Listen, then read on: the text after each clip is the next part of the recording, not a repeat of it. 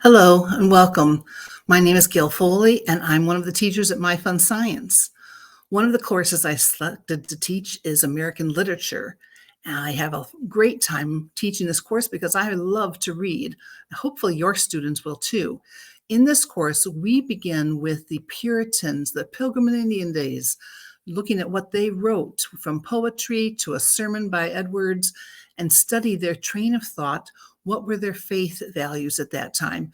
What were their lifestyles like? What were they encouraging others to do as they read their writings or listened to their preaching?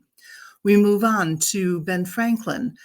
Ben Franklin was an amazing man, so wise, and he had a lot to share. And we read his autobiography and see how thorough he was as far as understanding the world and what was going on around him and how much influence he had in it.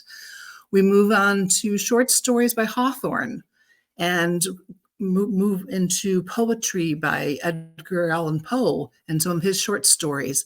Some nice scary things, but how did he make them scary? What kind of words did he use?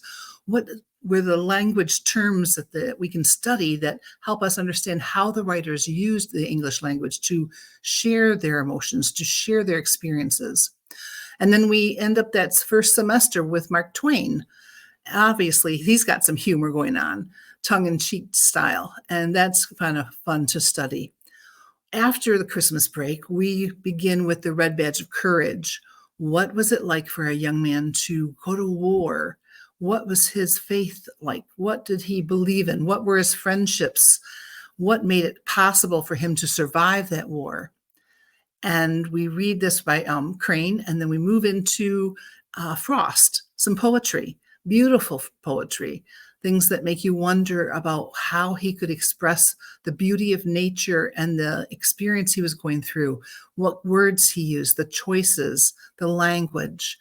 We read a Scott Fitzgerald novel and study the early 20s and what was going on through the lives of some people who were growing up, going to college. How did they experience the American life at that time? We'll then shift into Hemingway. How about The Old Man and the Sea? I'm sure a lot of you grown-ups have read that. And this is a great novel to study about the American spirit and the strength of a man's character. We'll read Steinbeck. We'll read Longfellow, a poem by him, one of my favorites. And we end the semester with My Antonia.